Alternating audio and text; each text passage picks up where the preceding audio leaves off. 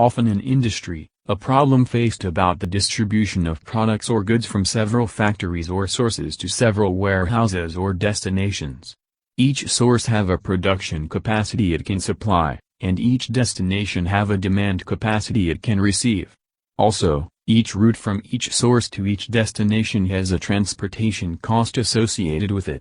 The goal always is to schedule shipments that satisfies all demands with the minimum possible cost of transportation. This problem may arise also when deciding the location of new source or destination. It is a good practice to consider a number of alternative locations and study their effect on the transportation costs. This problem is called the transportation problem. In operation research, this problem can be solved using linear programming. Since this is a widely common problem, there is an iterative special procedure for finding the optimal solution for the transportation problem instead of going through linear programming. In this video, we will explain how to solve transportation problems using the iterative special procedure.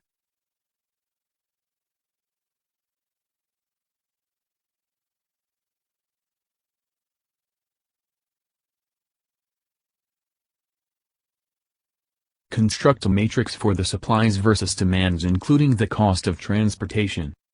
After that, find a starting solution using one of the available techniques like northwest corner technique, least cost technique or VAM technique. Now, ensure stepping stone method criteria is met before beginning to solve the problem. The required criteria for stepping stone is that the number of occupied cells is equal to the sum of number of supplies and number of demands minus 1. If this is not the case, it means the problem is degenerate and needs adjustment. Now to begin solving, evaluate the improvement index for all empty cells. This can be done by choosing a path that includes only one empty cell then moving one supply along this path only horizontally or vertically across the cells. The difference in cost this movement make is the improvement index for the chosen empty cell. If maximizing, choose the cell with the most positive improvement index. If minimizing, choose the cell with the most negative improvement index. Move the maximum quantity of supplies possible to the chosen cell through the chosen path. Ensure that the demands and supplies are met after the movement. Now, redo the last steps starting from the evaluating of improvement index and choosing the appropriate cell then moving the maximum possible quantity. You reach the optimal solution if there is no more cells with negative improvement index to choose from when minimization, or there is no more cells with positive improvement index to choose from when maximization. If there is cells with zero improvement index, it means there may be an alternate solution.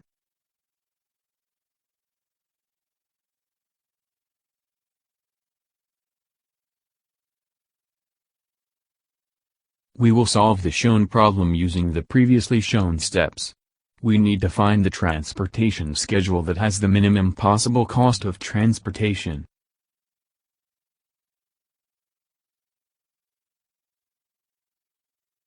We have the following three supplying factories available: Reno, Denver, and Pittsburgh. We have the following three demanding warehouses: Phoenix, Cleveland, and Chicago. Each supply and demands has its capacity. Reno can supply only 120 and Chicago can receive only 180. Each supply can send to each demand and as you can see the cost of transportation differs per the transportation route. Now, we need to convert this information into supplies demands matrix. We start doing this by creating a table where supplies are the rows and demands are the columns and each cell representing one of the transportation routes available. We also add in one more column to show the available supplies for each supplier. Similarly, we add one more row to show the demand capacity for each demand. Add also the transportation cost from the supply to demand in the upper right corner of the cell. Notice that the sum of supplies is equal the sum of demand is equal to 480 and it is shown in the bottom right corner cell. If this was not the case, then the problem is considered unbalanced and needs balancing before continue solving.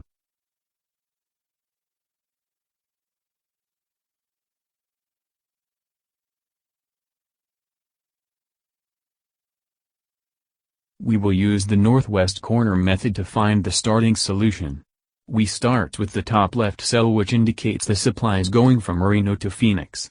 The maximum we can send from Reno to Phoenix is 120. Why we cannot send more?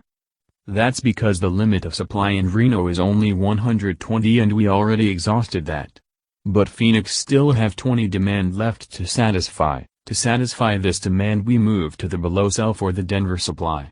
We can supply 20 from Denver to Phoenix, which satisfies the demand of Phoenix. Now, Denver still have 180 supplies available, so we move to the next demand in the adjacent cell, which is Cleveland. Cleveland demands 160 and Denver still can supply 180. So, 160 is supplied from Denver to Cleveland, which satisfy the demand of Cleveland. Now, there is 20 more supplies left in Denver that we will be sending to the next demand in the adjacent cell, which is Chicago. Denver supply is exhausted now, which allow us to move to the next supply in the below row, which is Pittsburgh. Pittsburgh can supply 160 and Chicago still needs 160. This exhausts both Pittsburgh and Chicago. Now, this is the starting solution founded by the northwest corner method. Notice that the sum of distributed supplies in each row should equal to the available supply for this supply shown in the last column. Similarly, the sum of distributed supplies in each column should equal to the demand capacity of this column shown in the last row. To find the cost of the founded starting solution by summing the cost of all cells. The cost of each cell is the supplies assigned to that cell multiplied by the cost of transportation. This shows that $5,860 is the cost of transportation for our starting solution.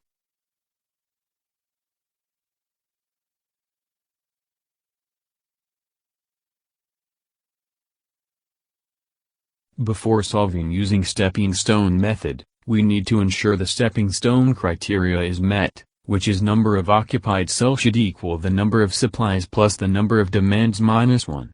In this problem the criteria is met since we have 5 occupied cells, which is equal to 5.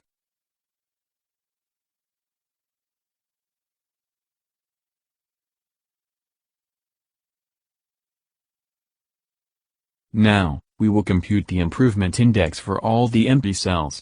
Choosing the cell from Reno to Cleveland, we make a closed path starting and ending in this empty cell, as you can see. Remember, you can only have one empty cell in the path and you can only move horizontally or vertically. Now add a positive sign to the starting cell, then move along the path and alternately adding negative and positive signs to the cells as shown.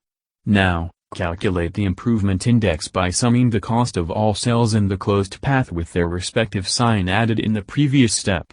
As you can see, the improvement index for this cell is equal to plus $4. Similarly, the improvement index for the remaining empty cells are shown.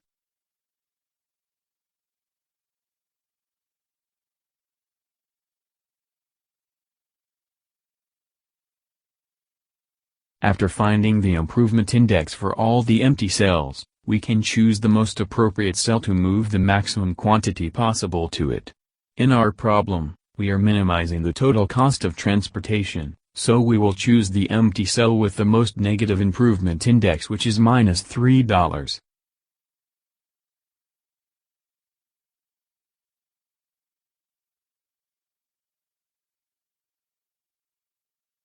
Now, we need to move the maximum possible quantity along the closed path of this empty cell, which is the minimum amount in the negatively signed cells in the closed path. In this case it is 160. So, we add 160 to the positive signed cells, and subtract 160 from the negative signed cells. After this movement, we have obtained an improved solution over the starting solution. Calculating the cost of transportation for the improved solution to be equal to $5,700. This is a lower cost solution compared to the starting solution cost, which is $5,860.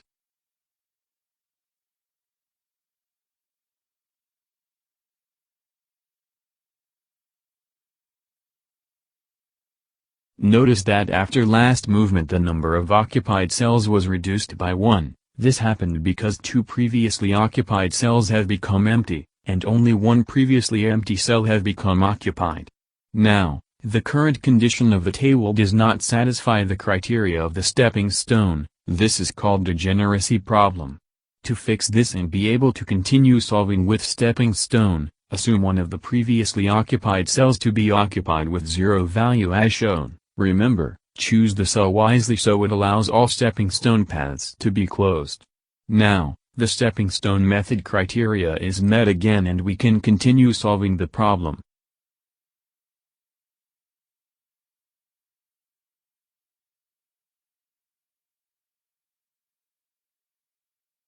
Now, we compute the improvement index for the empty cells as previously explained. The improvement index for all empty cells are shown in the table. As you can see, since we are minimizing, there is no cells with negative improvement index to choose from. This means that we have reached the optimal solution. The optimal solution is to send 120 from Reno to Phoenix, send 20 from Denver to Phoenix, send 180 from Denver to Chicago, and send 160 from Pittsburgh to Cleveland. The optimal cost of transportation is equal to $5,700.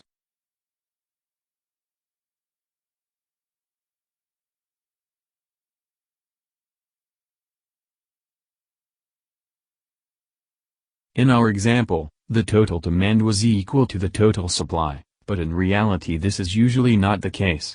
What if the supplies available in Reno increased from 120 to 150 while the demand is still the same? How we can solve the problem? The problem is now unbalanced because the total supply is more than the total demand. To balance the problem, we introduce a new imaginary demand. We call it dummy demand. It has a capacity that makes the problem balanced. In this case it is 30 as shown. Since this is not an actual demand, we assume the cost of transportation to this dummy demand to be $0 for all the routes. Now you can proceed solving as previously explained in this video. The other possibility is to have more total demand than total supply. In this case, we introduce a dummy supply with capacity that makes the problem balanced and with transportation cost equal to $0 for all the routes. Then the problem can be solved.